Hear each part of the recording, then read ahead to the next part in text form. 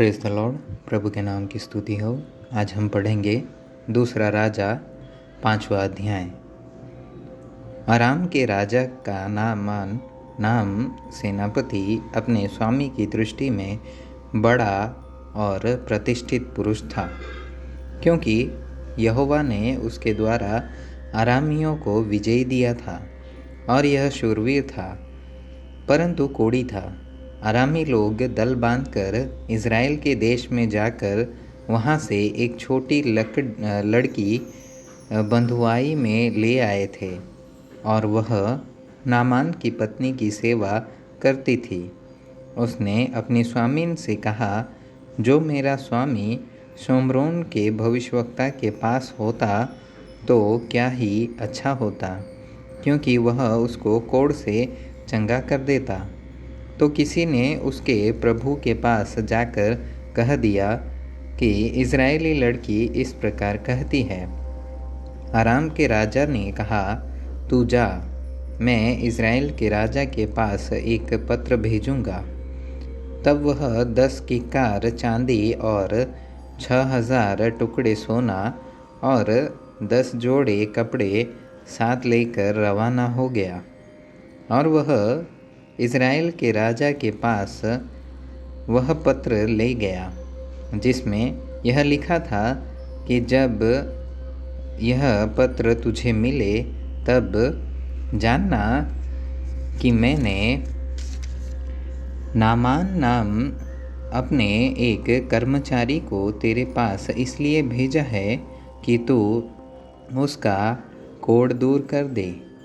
इस पत्र के पढ़ने पर इज़राइल का राजा अपने वस्त्र फाड़कर बोला, क्या मैं मारने वाला और जिलाने वाला परमेश्वर हूँ कि उस पुरुष ने मेरे पास किसी को इसलिए भेजा है कि मैं उसका कोढ़ दूर करूँ?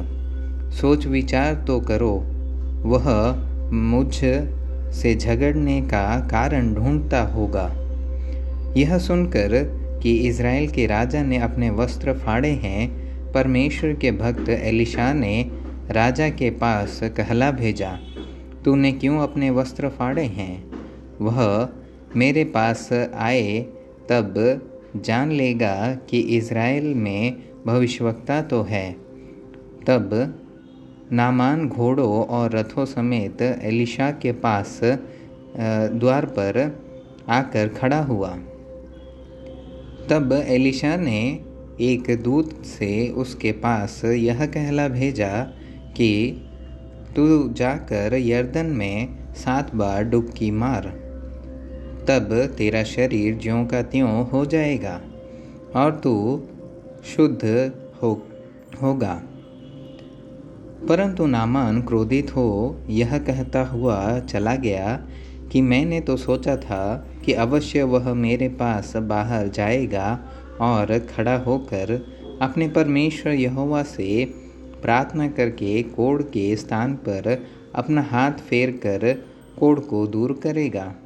क्या दमिश्क की अबाना और परपर नदियाँ इज़राइल के सब जलाशयों से उत्तम नहीं है? क्या मैं उनमें स्नान करके शुद्ध नहीं हो सकता हूँ? इसलिए वह जलजलाहट से भरा हुआ लौटकर चला गया। तब उसके सेवक पास आकर कहने लगे, हे हमारे पिता, यदि भविष्यवक्ता तुझे कोई भारी काम करने की आज्ञा देता तो क्या तू उसे न करता? फिर जब वह कहता है कि स्नान करके शुद्ध हो जा, तो कितना अधिक इसे मानना चाहिए।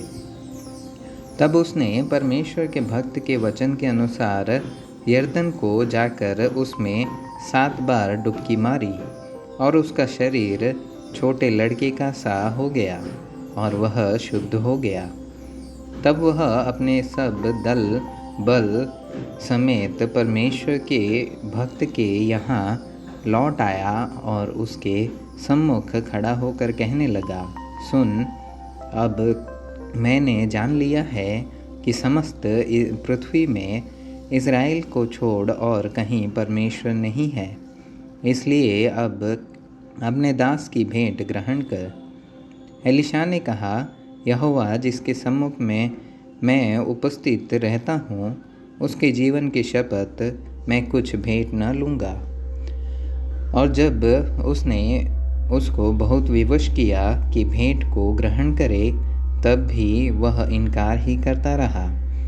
तब नामान ने कहा, अच्छा तो तेरे दास को 2 खच्चर मिट्टी मिले, क्योंकि आगे को तेरा दास यहोवा को छोड़ और किसी ईश्वर को होमबलि व मेलबलि न चढ़ाएगा।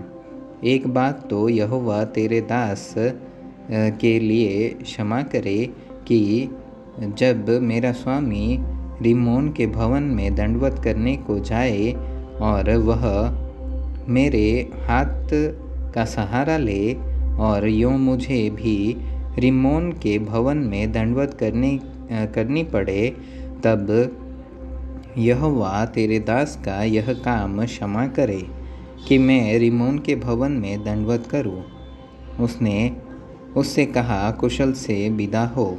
वह उसके यहाँ से थोड़ी दूर चला गया था कि परमेश्वर के भक्त एलीशा का सेवक गहजी सोचने लगा कि मेरे स्वामी ने तो उस अरामी नामान को ऐसा ही छोड़ दिया है कि जो वह ले आया था उसको उसने न लिया, परंतु यहोवा के जीवन की शपथ मैं उसके पीछे दौड़कर उससे कुछ न कुछ ले लूँगा।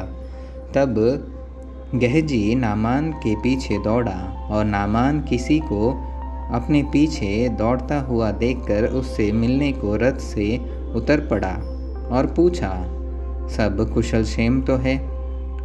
उसने कहा, हाँ सब कुशल है, परंतु मेरे स्वामी ने मुझे यह कहने को भेजा है कि एप्रैम के पहाड़ी देश से भविष्यवक्ताओं के चेलों में से 2 जवान मेरे यहाँ अभी आए हैं, इसलिए उनके लिए 1 किक्कार चांदी और 2 जोड़े वस्त्र दे।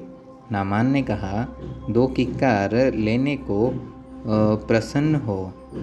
तब उसने उससे बहुत विनती करके 2 किक्कार चांदी अलग थैलियों में बांधकर 2 जोड़े वस्त्र समेत अपने 2 सेवकों पर लाद दिया, और वे उन्हें उसके आगे आगे ले चले। जब वह टीले के पास पहुंचा, तब उसने उन वस्तुओं को उनसे लेकर घर में रख दिया और उन मनुष्यों को विदा किया, और वे चले गए।